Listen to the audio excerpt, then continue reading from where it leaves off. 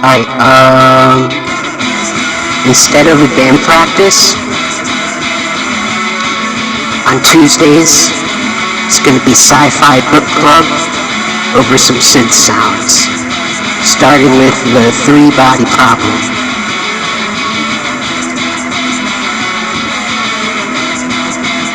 Currently listening to Heavy Times. I don't know if I should leave this auto-tune on while I read. I could do Robot Zone. Or maybe this Robot Zone. Yeah. This sounds like how I feel. This sound.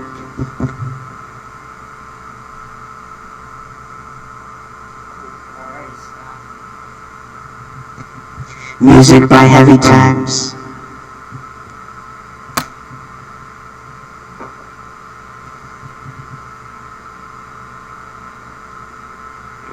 The Three-Body Problem. Sorry for everything I mispronounce.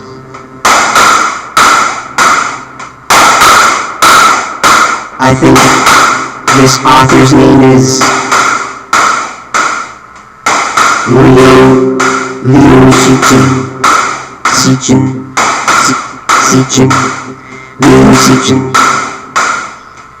Three-Body Problem.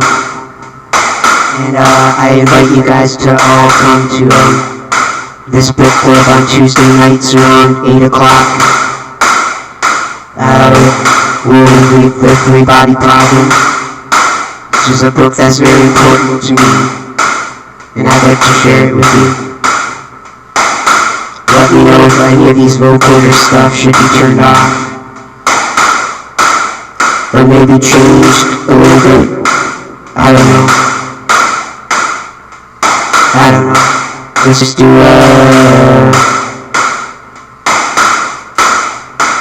let's see what this robot is like. Hello.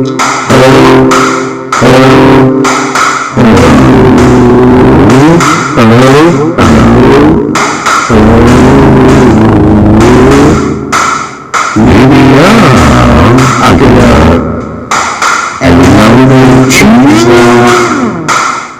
for what is wrong. We'll keep it right here.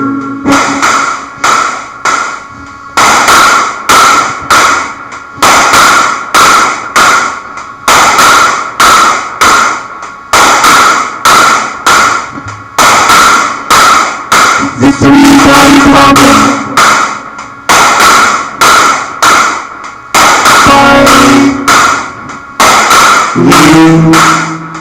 Sechin. Chapter 1. The Madness Years. China, 1967. The Red Union had been attacking the headquarters of the able-bodied 8th Brigade for 2 days.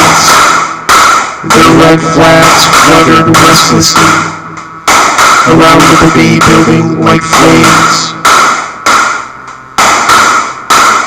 yearning for firewood.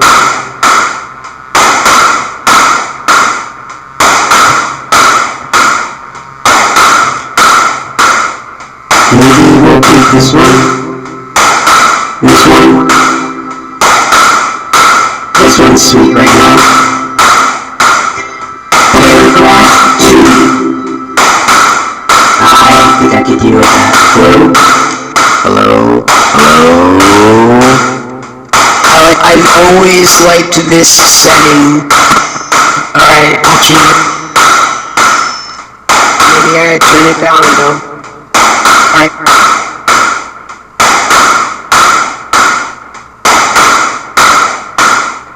The Red Union commander was anxious.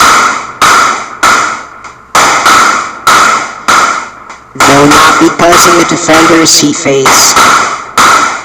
The more than 200 Red Guards of the April 28th Brigade were mere greenhorns compared with the veteran Red Guards of the Red Union, which was formed at the start of the Great Proletarian Cultural Revolution in early 1967. the Red Union had been tempered by the tumultuous experience of revolutionary tours around the country and seeing Golden Mao and great rallies beyond. But the commander was afraid of the dozen or so stoves inside the building filled with explosives and connected to each other by electric detonators. He couldn't see them, but he could feel the presence which revolutionaries and counter-revolutionaries alike would all die in one giant ball of fire.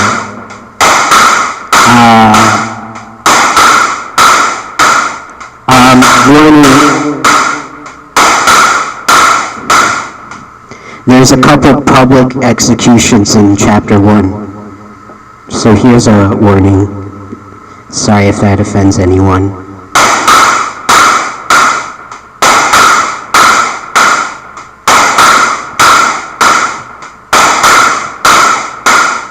But the commander was afraid of the dozen or so iron stoves inside of the building.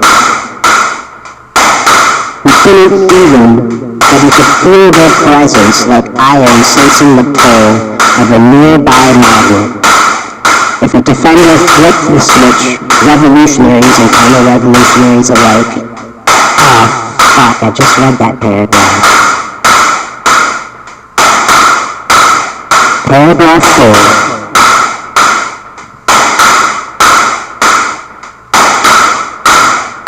And the young guards of the April 28th Brigade were indeed capable of such madness, compared with the weathermen and women of the first generation of the Red Church.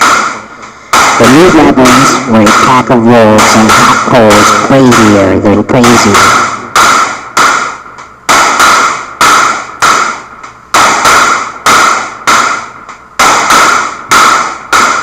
The slender figure of a beautiful young girl emerged at the top of the building, waving a giant red banner of the April 28th Brigade.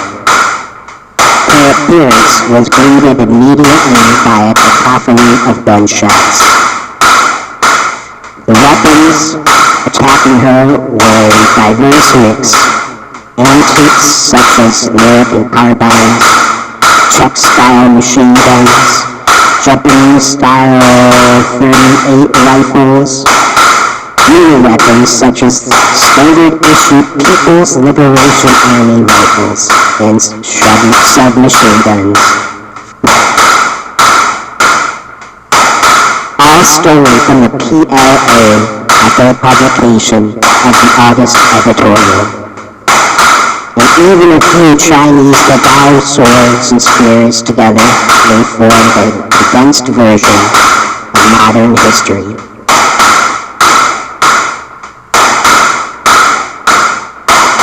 Numerous members of the April 28th Brigade had engaged in similar displays before.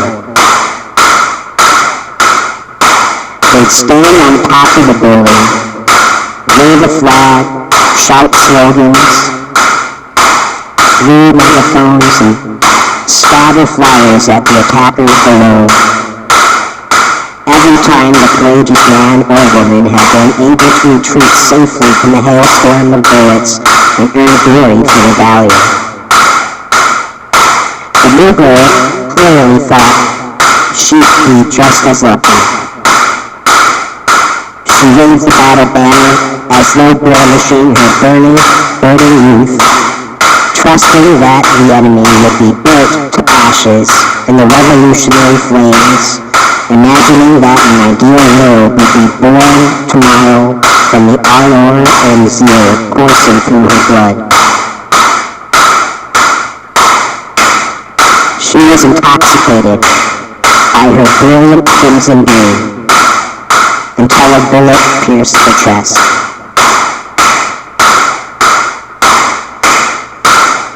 Thanks to Jex for recommending this book.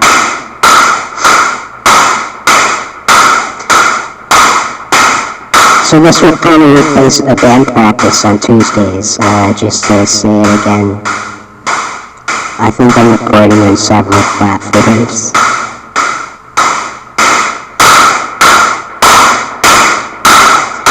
The 15-year-old body was so soft that the bullet hardly slowed down as it passed through it and whistled in the air behind her. The young bride tumbled down along with her red flag, her light form descending even more slowly than a pierce of red fabric, like a little bird unwilling to leave the sky.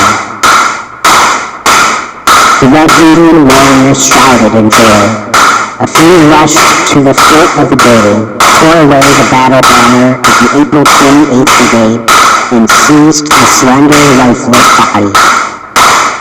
They raised their trophy overhead, flaunted it for a while before tossing it toward the metal gate of the compound.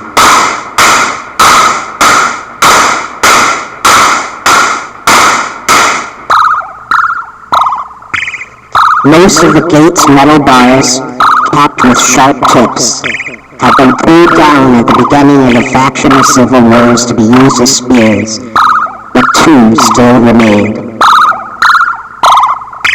As the sharp tips caught the girl, life seemed to return momentarily to her body. The Red Guards backed up some distance and began to raise the impaled body for target practice. For her, the dense storm of bullets was now no different from a gentle rain, as she could no longer feel anything. From time to time, her vine-like arms jerked across her body softly as though she were flicking off drops of rain. And then half of her young head was blown away, and only a single beautiful eye remained to stare at the blue sky of 1967. There was no pain in the gaze, only solidified devotion and yearning. And yet, compared to some others, she was fortunate. At least she died in the throes of passionately sacrificing herself for an ideal. Battles like this one raged across Beijing like a multitude of CPUs working in parallel. Their combined output, the Cultural Revolution. A flood of madness drowned the city and seeped into every nook and cranny.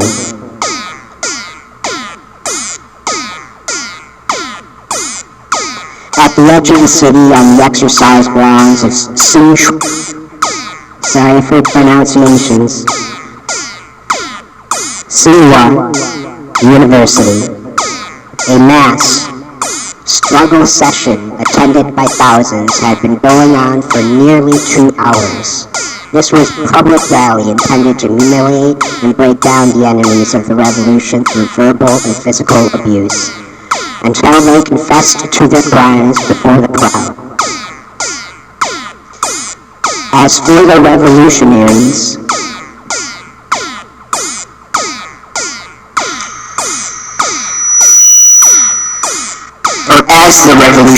had splintered into numerous factions opposing forces everywhere, engaged in complex maneuvers and contests within the university. Intense conflicts erupted between the Red Guards, the Cultural Revolution Working Group, the Workers' Propaganda Team, and the Military Propaganda Team. Each faction divided into new rebel groups from time to time, each based on different backgrounds and agendas, leading to even more ruthless fighting. But for this mass struggle session, the victims were the reactionary, bourgeoisie, academic authorities. These were the enemies of every faction, and they had no choice but to endure cruel attacks from every side. Compared to the monsters and demons, Reactionary academic authorities were special. During the earliest struggle sessions, they had been both arrogant and stubborn.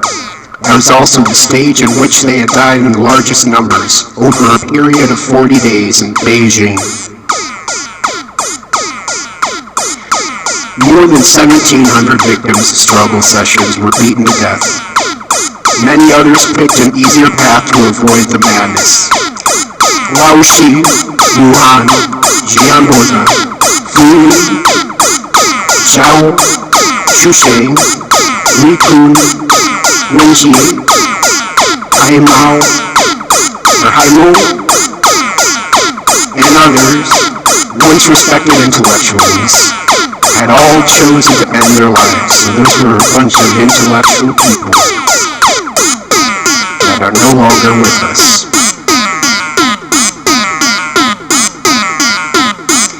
Those who survived that initial period gradually became much as the ruthless struggle sessions continued. The protective mental shell helped them avoid total breakdown. They often seemed to be half asleep during the sessions and would only startle awake when someone screamed in their face to make them mechanically recite their confessions already repeated countless times.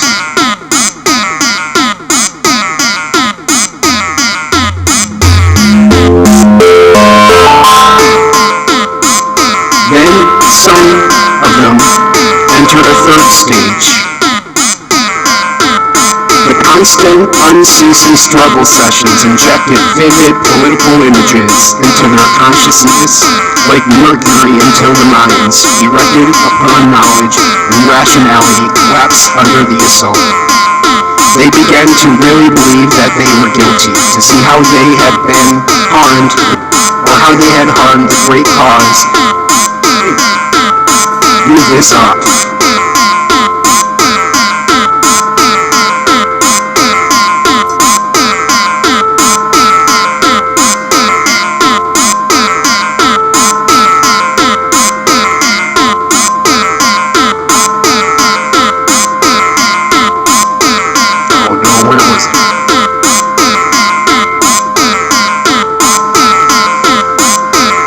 Start here.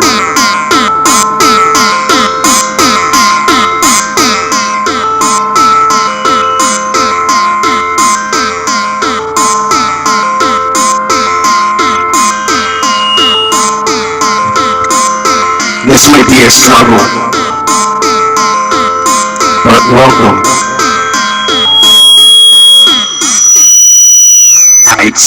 Nice. Alright, yeah, let's turn all that off. For the Red Guards, heaping abuse upon victims in those two latter mental stages was utterly boring. Only those monsters and demons, capitalized monsters and demons, who were still in the initial stage could give their overstimulated brains the thrill they craved like the red cape of the matador. But such desirable victims had grown scarce. In Sinjua, sorry for pronouncing words incorrectly if I am, there was probably only one left. Because he was so rare, he was reserved for the very end of the struggle session. Oh man, I know this is a main character, so my apologies for this pronunciation. I don't even know if I'm pronouncing the word pronounce correctly. Is it pronunciation or pronunciation? Man. Alright. Yi Jitai had survived the Cultural Revolution so far. But he remained in the first mental stage. He refused to repent, to kill himself, or to become numb. When his physics professor walked into the stage in front of the crowd, his expression clearly said, "Let the cross I bear be even heavier." The Red Guards did indeed have him carry a burden, but it wasn't a cross.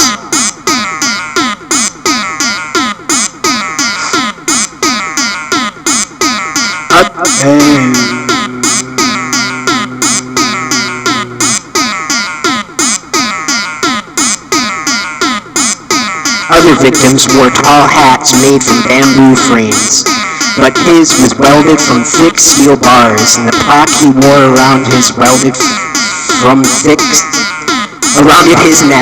wasn't wooden, like the others, but an iron door taken from a laboratory oven. His name was written on the door in striking black characters, and 2 red diagonals were drawn across them in a large X. Twice the number of red guards used for other victims escorted Lee onto the stage, 2 men and 4 women.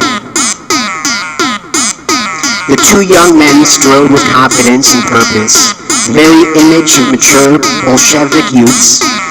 They were both 4th-year students majoring in theoretical physics, and Lee was their professor. The women, really girls, were much younger, 2nd-year students from the junior high school attached to the university. Dressed in military uniforms and equipped with bandoliers, they exuded youthful vigor, surrounded Lee Jetai like 4 green flames. Shoot, let me stop speaking my thoughts. I don't think this is the main character, aka I think he's gonna die very soon. His appearance excited the crowd. The shouting of slogans, which had slackened a bit, now picked up with renewed force and drowned out everything else like a resurgent tide. After waiting patiently for the noise to subside, one of the male Red Guards turned to the victim. Lee Jetai, you are an expert in mechanics. You should see how strong and great unified force your resisting is. To remain so stubborn will lead only to your death. Today we will continue the agenda for the last time. There's no need to waste words. There's no need to waste words. Answer the following questions without your typical deceit. Between the years of 1962 and 1965, did you not decide on your own to add relativity to the intro physics course?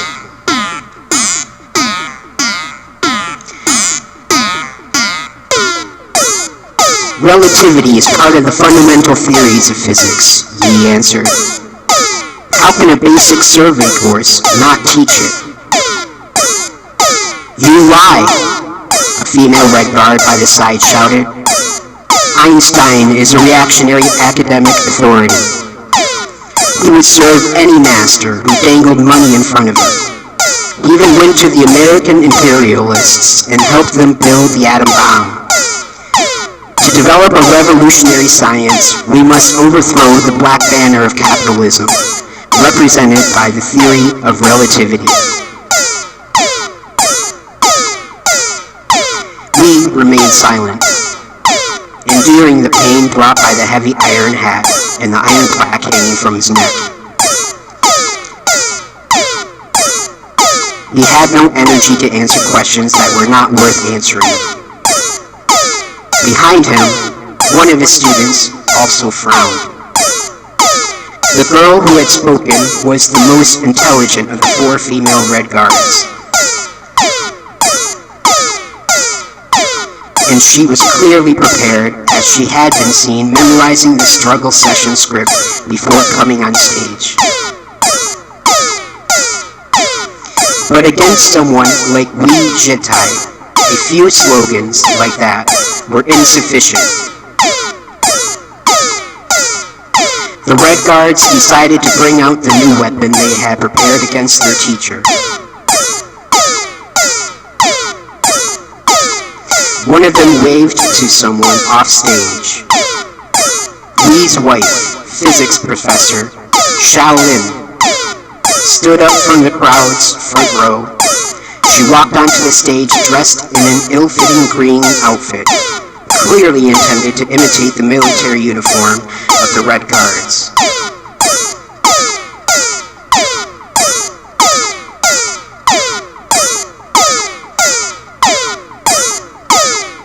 The Those who knew her remembered that she had often taught class in an eloquent kippah, and her current appearance felt forced and awkward. We Jetai. She was clearly unused to such theater. Though she tried to make her voice louder, the effort magnified the tremors in it. You didn't think I would stand up and expose you, criticize you. Yes, in the past, I was fooled by you.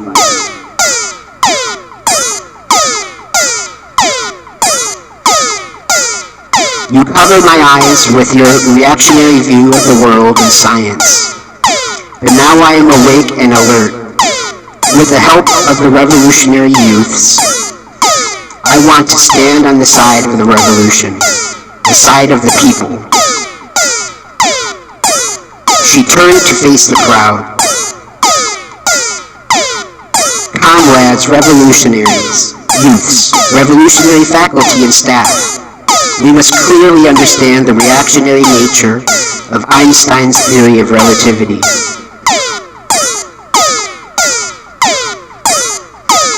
This is most apparent in general relativity. Its static model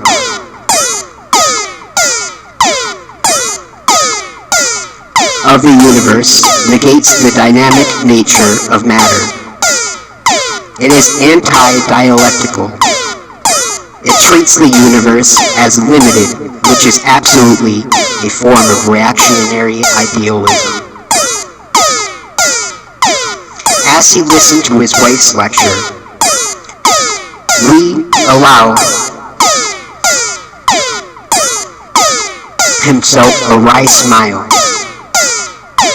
Lynn, I fooled you? Indeed, in my heart, you've always been a mystery. One time I praised your genius to your father. He's lucky to have died early and escaped this catastrophe. And he shook his head, telling me that he did not think you would ever achieve much academically. What he said next turned out to be so important to the second half of my life. Linlin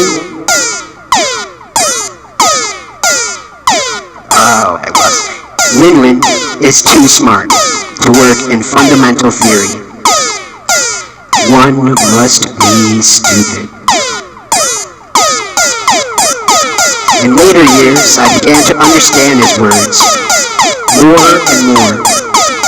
Lin, you truly are too smart. Even a few years ago, you could feel the political winds shifting in academia and prepared yourself, for example, when you taught you changed the names of many physical laws and constants. Ohm's law, you called resistance law. Maxwell's equations, you called electromagnetic equations. Planck's constant, you called the quantum constant. You explained to your students that all scientific accomplishments resulted from the wisdom of the working masses, and those capitalist academic authorities only stole these fruits and put their names on them.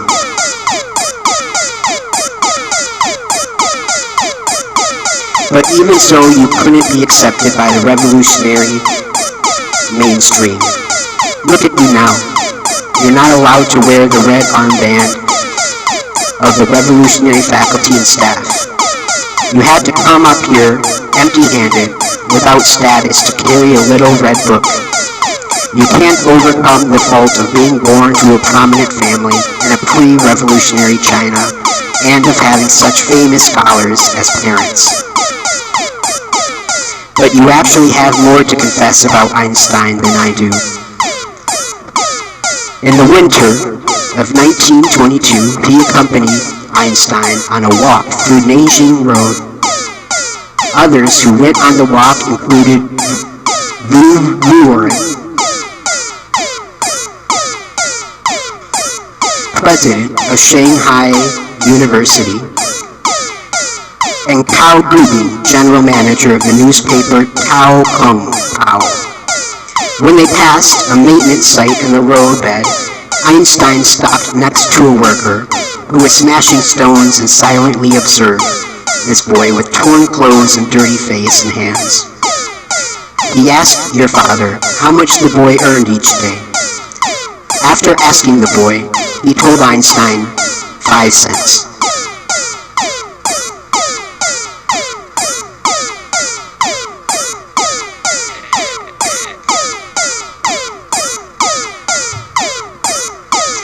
This was the only time he spoke with great scientists who changed the world. There was no discussion of physics, of relativity, only cold, harsh reality. According to your father, Einstein stood there for a long time after hearing the answer, watching the boy's mechanical movements, not even bothering to smoke his pipe as the embers went out. After your father recounted this memory to me, he sighed and said, "In China, any idea that dared to take flight would only crash back to the ground. The gravity of reality is too strong."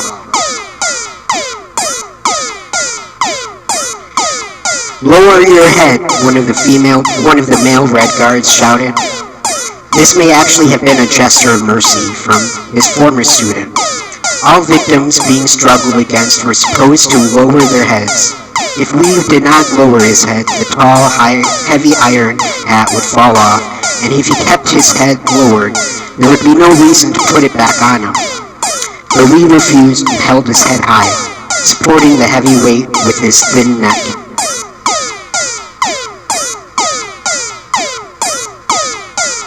"Lower your head, you stubborn reactionary." One of the girl Red Guards took off her belt and swung it at Lee. The copper belt buckle struck his forehead and left a clear impression that was quickly blurred by oozing blood.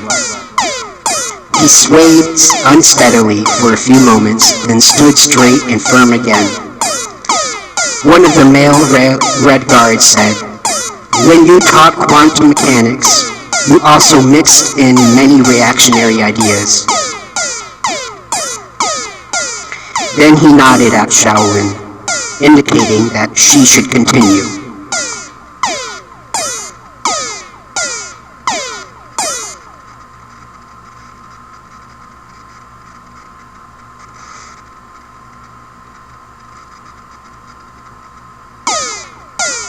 Shao was happy to oblige.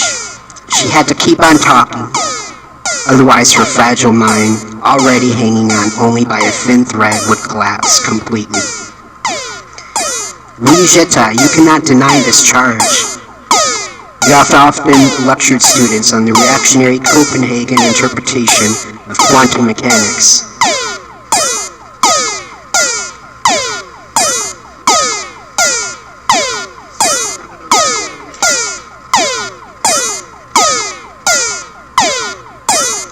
It is, after all, the explanation recognized to be most in line with experimental results." His tone, so calm and collected, surprised and frightened Shaolin.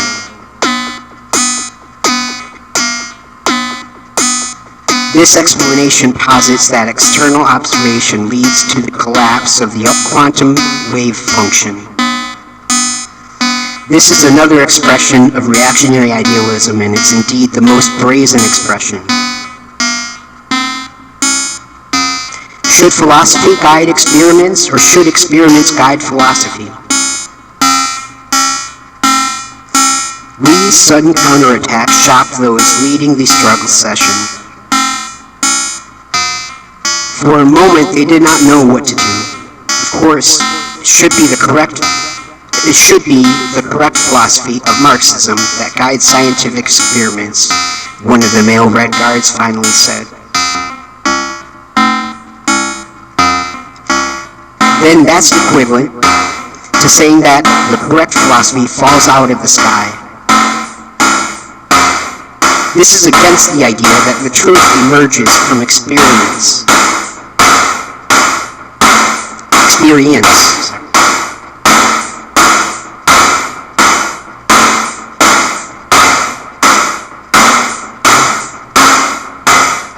It's counter to the principles of how Marxism seeks to understand nature. Shao Shaolin and the two college student Red Guards had no answer to this. Unlike the Red Guards, who were still in junior high school, they couldn't completely ignore logic. But the four junior high girls had their own revolutionary methods.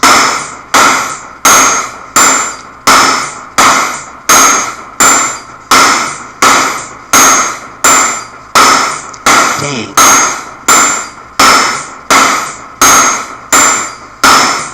Alright, yeah, we'll do this first chapter.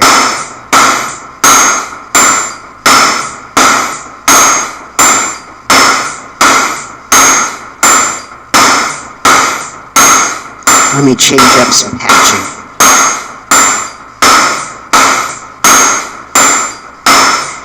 The girl who had hit Lee before took out her belt and hit Lee again.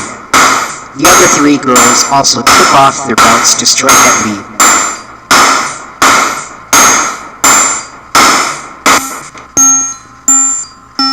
With their companion displaying such revolutionary fervor, they had to display even more, or at least the same amount. The two male Red Guards didn't interface. If they tried to be intervened now, they would be suspected of being insufficiently revolutionary. You also taught the Big Bang Theory. This is the most reactionary of all scientific theories. One of the male Red Guards spoke up, trying to change the subject. Maybe in the future, this theory will be disproven. But two great cosmological discoveries of this century, Hubble's law and observation of the cosmic microwave background, show that the Big Bang Theory is currently the most plausible explanation for the origin of the universe. Lies! Shaolin shouted.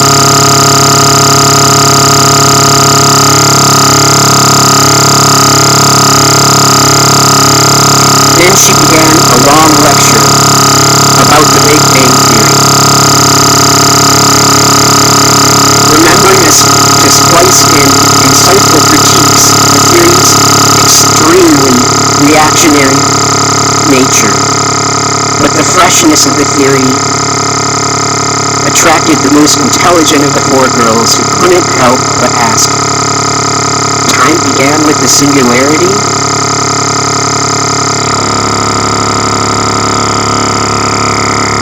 So what was there before the singularity?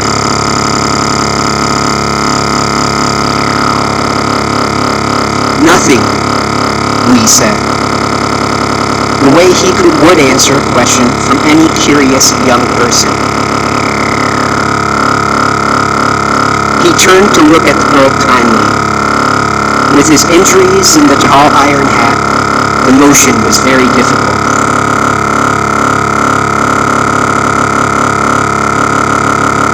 No. Nothing? That's reactionary.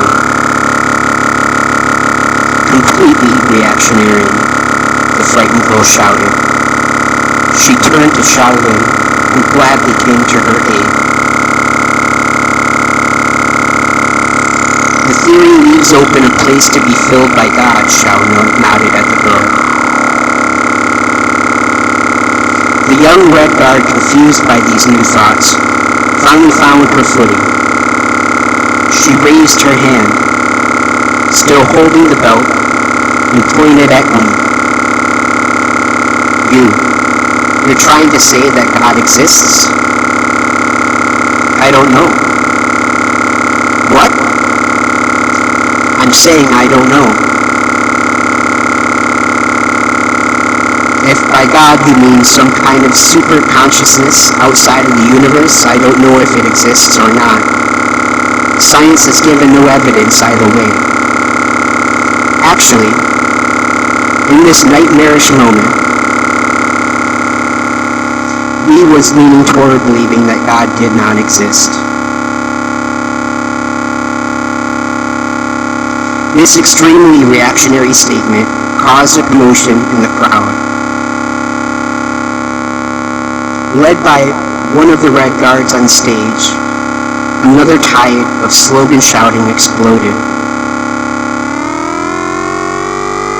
Down with reactionary academic authority, oui, j'étais. Down with all reactionary academic authorities.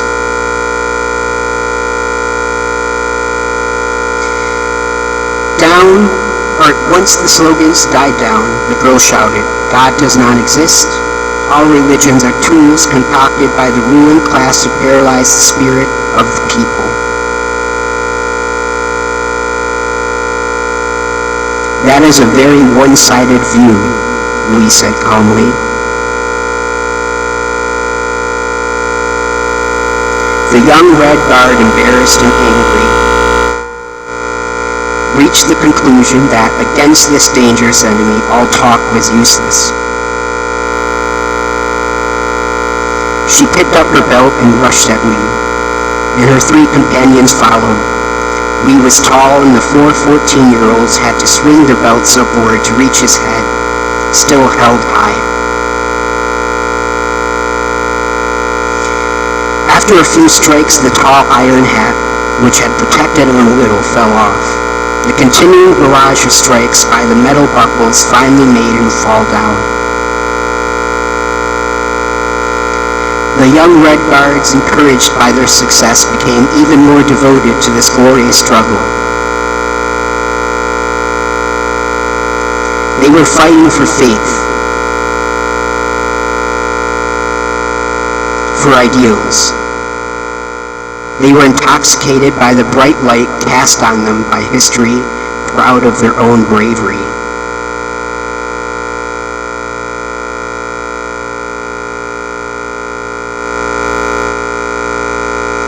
These 2 students had finally had enough.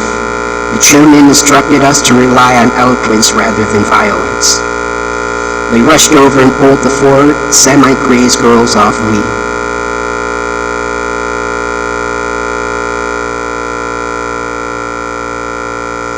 But it was already too late. The physicist lay quietly on the ground, his eyes still open as blood oozed from his head.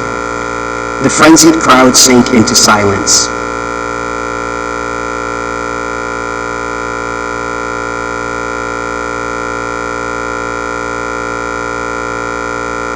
The only thing that moved was a thin stream of blood. Like a red snake, it slowly meandered across the stage, reached the edge, and dripped into a chest below. The rhythmic sound made by the blood drops was like steps of someone walking away. A cackling laugh broke the silence.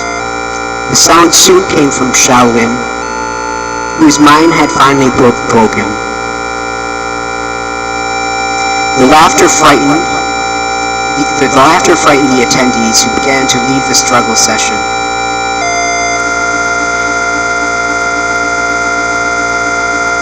She had screamed and screamed, but she had been drowned out by the frenzied waves of slogans and cheers. When it was finally quiet again, she was no longer capable of making any sound. She stared at the father's lifeless body, and the thoughts she could not voice dissolved into her blood, where they would stay with her for the rest of her life. After the crowd dispersed, she remained like a stone statue, her body and limbs in the positions they were in when the 2 old janitors had held her back.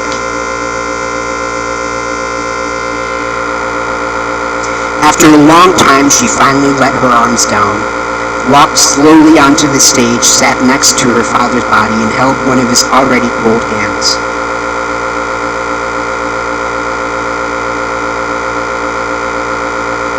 Her eyes staring emptily into the distance, and when they finally came to carry away the body, she took something from her pocket and put it into her father's hand.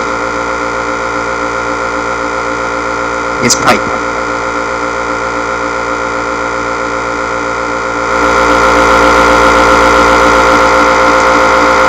Wenji quietly left the exercise grounds, empty save for the trash left by the crowd.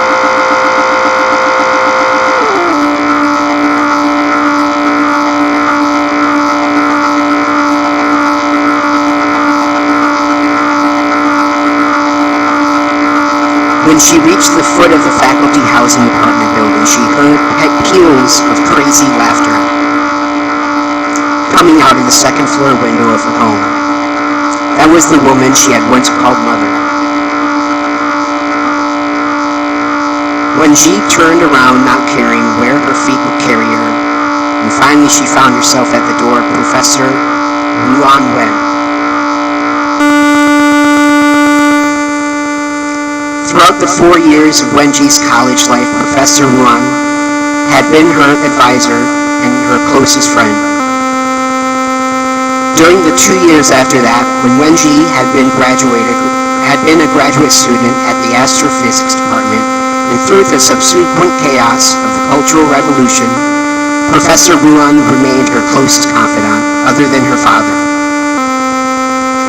Ruan had studied at Cambridge University, and her home had once fascinated Wenji. Refined works, paintings, and records brought back from Europe. A piano, a set of European-style pipes, arranged on a delicate wood stand, some made from Mediterranean wire, some from Turkish meerschaum. Each of them seemed suffused with the wisdom of a man who had once held the bowl in his hand and clamped the stem between his teeth. Deep in thought, though Ruan had never mentioned the man's name, the pipe had belonged to Wenji's father, had in fact been a gift from Ruan. This elegant, warm home had once been a safe harbor for Wenji when she needed to escape the storms of the larger world. But that was before Ruan's home had been searched and her possessions seized by the Red Guards.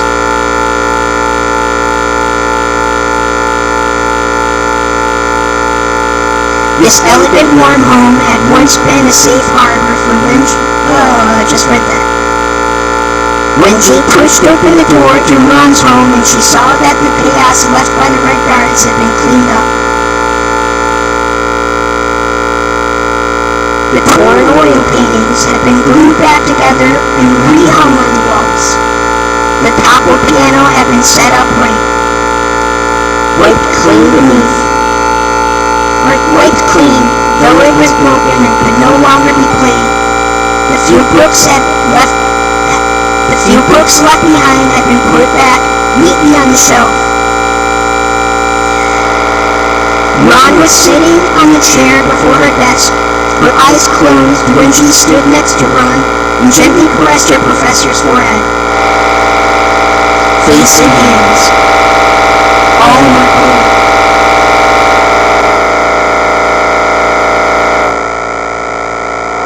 Wenji had noticed the empty sleeping pill bottle on the deck as soon as she came in.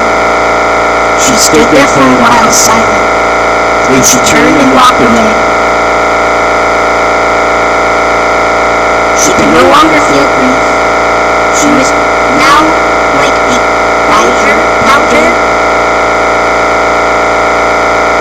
The best used to study earthquakes that had been subjected to much radiation.